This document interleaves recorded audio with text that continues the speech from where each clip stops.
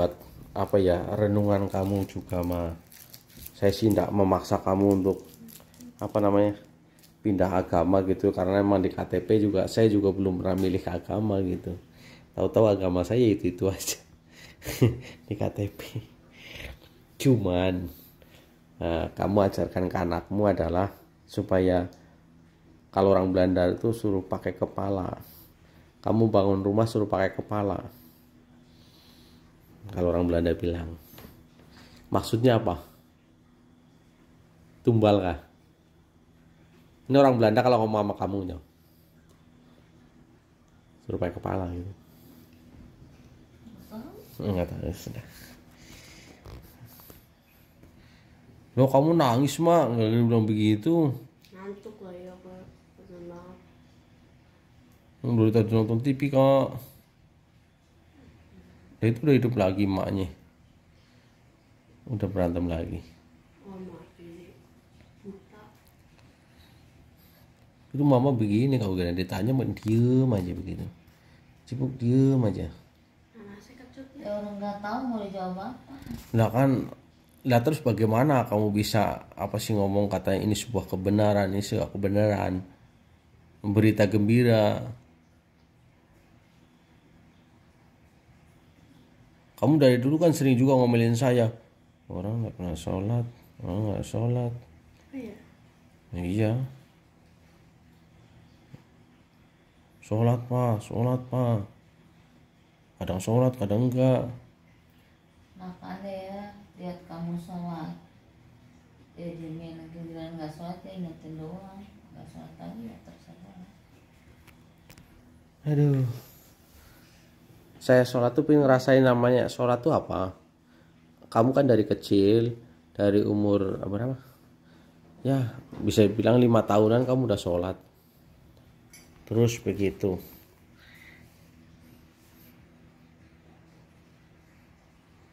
Terus rasanya sholat bagaimana? Rasanya tak sholat bagaimana?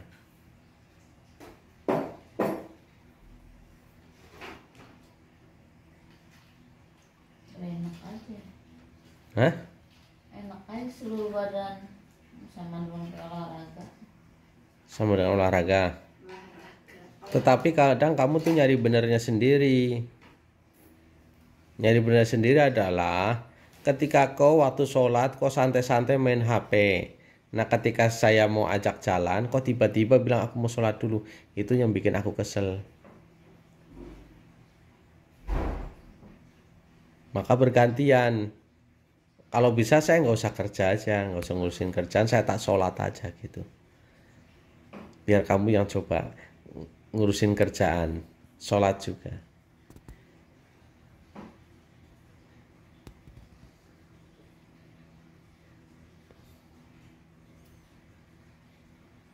Jadi kalau orang bilang tuh sebenarnya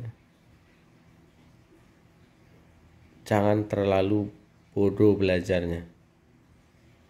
Jangan membodohkan diri ya. Jangan membodohkan diri sendiri.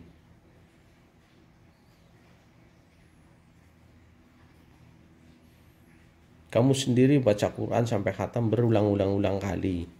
Ya, bahkan setiap sore kau tuh baca tuh. Kita dengarkan. Dulu kita ikutin apa maumu. Gitu. Karena memang tidak mau ada namanya pertengkaran kalau kamu mengerti di dalam rumah tangga tuh. Kalau mungkin kau anggap itu apa namanya, oh suaminya udah sholat, suaminya ikut ngaji, yaitu biar tidak ada pertengkaran, biar adem ngalah gitu. Tetapi sampai detik anaknya mau diambil alih sama orang lain, itu kalau misalnya saya diem saja, kau pun akan diem saja, kamu akan bangga gitu.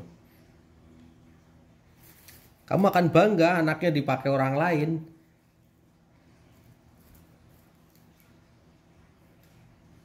Ya akhirnya saya kan jadi berontak tuh. jadi keras. Anak selama ini saya jagain, anak boleh ngaji pun dari awal dia ke musola, dari awal ke masjid, dari awal ke pondok. Saya selalu ingatkan setiap kali dia mau belajar tentang agama, saya bilang silakan kamu belajar agama. Tapi tujuan kamu adalah mencari teman. Ya, itu pesan saya. Ketika kamu suatu hari memahami suatu agama, melihat orang tuamu berbeda dari kamu, jangan sekali-kali kamu menghilangkan baktimu kepada orang tua. Jangan melawan orang tua. Kamu akan dipastikan kualat.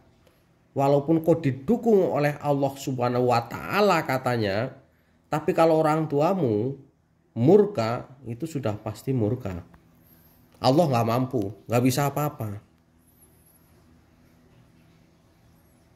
Maka saya selalu pesankan kepada anak saya, silakan kamu ngaji ke musola, silakan kamu ngaji ke masjid, tetapi suatu saat kamu terjadi perbedaan pemahaman dengan orang tua, jangan sekali-kali kamu melawannya. Saya sudah contohkan semua, saya berselisih dengan orang tua, bagaimana saya menghadapinya. Saya berselisih dengan mertua, bagaimana saya menghadapinya. Dan kamu adalah saksi hidup. Semua kejadian-kejadian itu kamu saksi hidup. Jadi kalau saya sembahyang, saya sholat, saya nyenengin hati kamu. Karena hati kamu tuh marah-marah ketika saya itu tidak sholat. Ketika saya nggak ngikutin kamu ngaji, kamu tuh hawanya marah-marah. Gitu. Kamu sadar apa tidak di situ? Kamu kesel terhadap saya.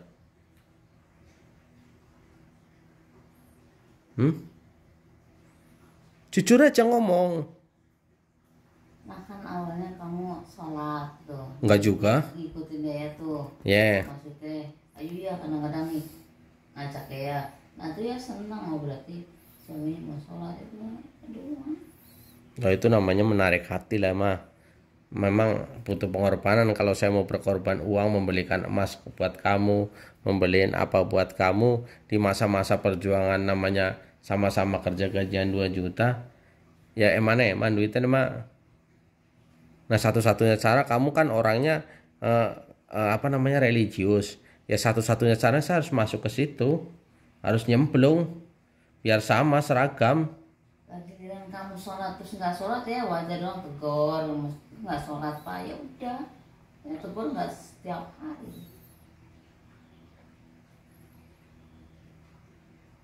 ya nggak marah.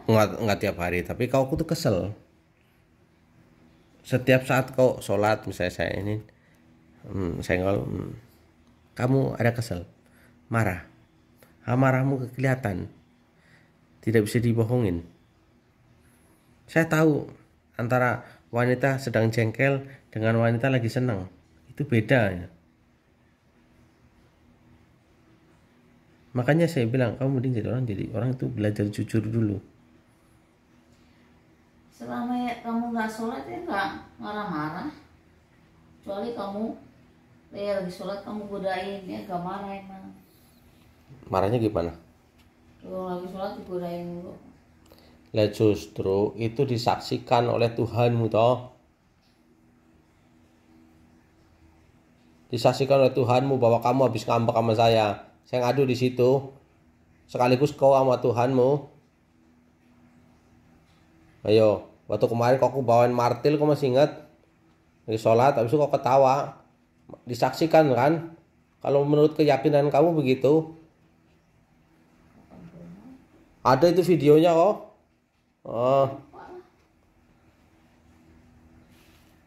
Habis kok ngambek, berhari-hari ngambek, berbulan-bulan ngambek, ingin diajak ngomong susah.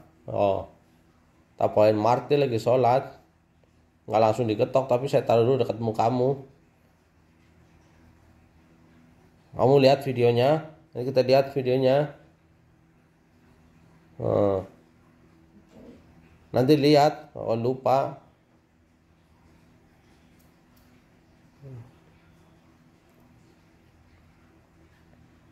Nah, saya ajarkan ke anak saya yang satu ini, Anak saya yang dulu dimanfaatkan orang. Kamu lihat sekolahnya, di sekolah diikutin ini, ikutin lomba itu, sampai tidak ada waktu di rumah. Kamu masih ingat? Masih lah orang tiap hari ya menghadapi. Nah itu. Nah yang anak yang ini saya tidak mau anak saya sampai dimanfaatkan orang, baik dari segi agama maupun dari segi sekolah umum. Makanya anak ini begitu mau dimanfaatkan orang, saya langsung marah.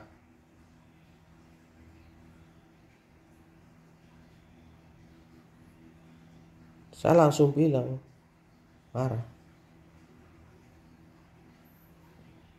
Karena arahnya sudah beda. Bahwa saya setiap kali anak saya mau ke pengajian mana yang dia sukain, baik di musola, di masjid, di pondok, saya selalu pesankan adalah kamu silahkan untuk mencari menambah sahabat atau teman. Tapi suatu saat beda pemahaman dengan saya sebagai orang tua, dan mungkin juga beda dengan ibumu. Jangan sekali-kali kamu menyesatkan orang tuamu. Dibilang orang tuanya sesat.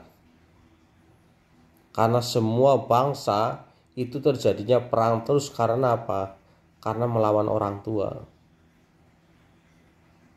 Ya kalau mau dilihat contohnya ya Musa melawan orang tuanya sendiri.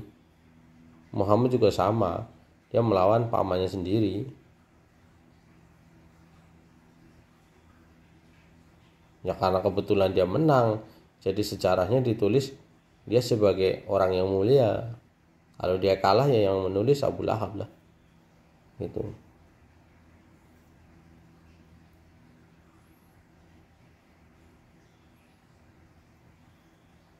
Pokoknya kalau anak saya tiba-tiba mau dimanfaatkan orang,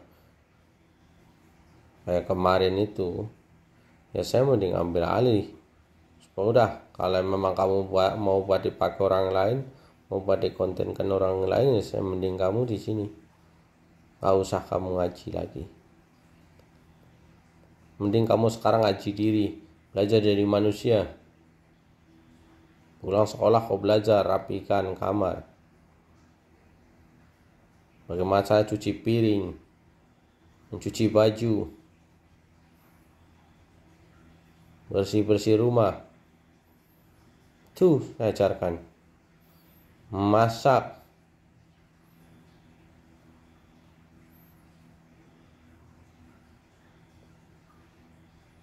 Maka saya juga kasih pilihan ke kamu toh. Kalau kamunya tetap ngelawan, silakan bawa aja anakmu. Jangan diperlihatkan di depan saya. Kalau mau dimanfaatkan orang lain, diem aja.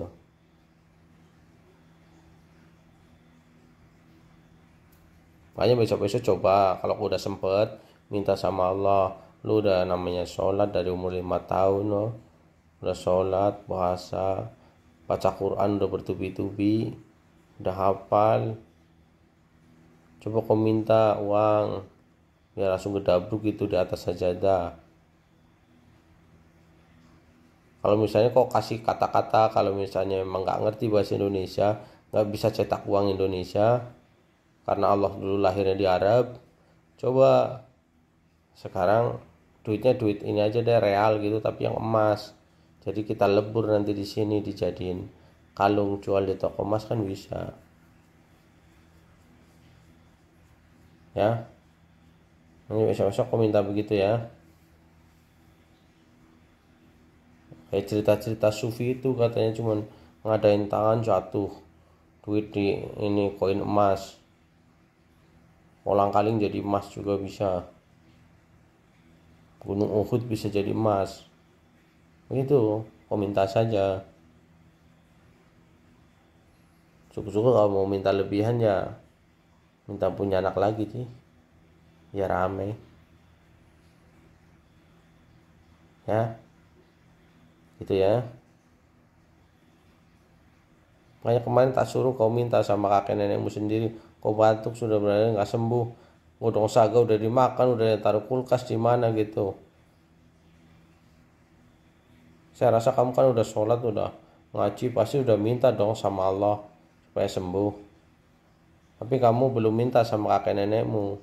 Kakek nenekmu ada di sini.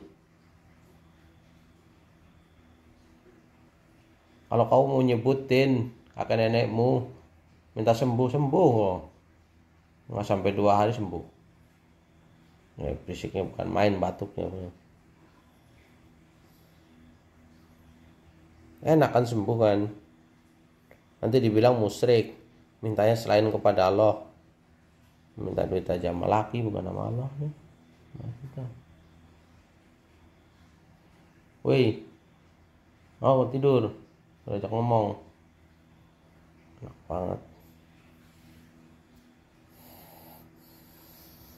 Kamu ngapain Tas? Loh, udah jam 11 Tas, kau tidur Tas? Aduh, malah papanya masih ini aja nih. Ya, ngomelin mamanya, diomelin mulu. Kalau gue jadi bini kayak gitu mending kemas-kemas baju dah. Pulang rumah orang tua.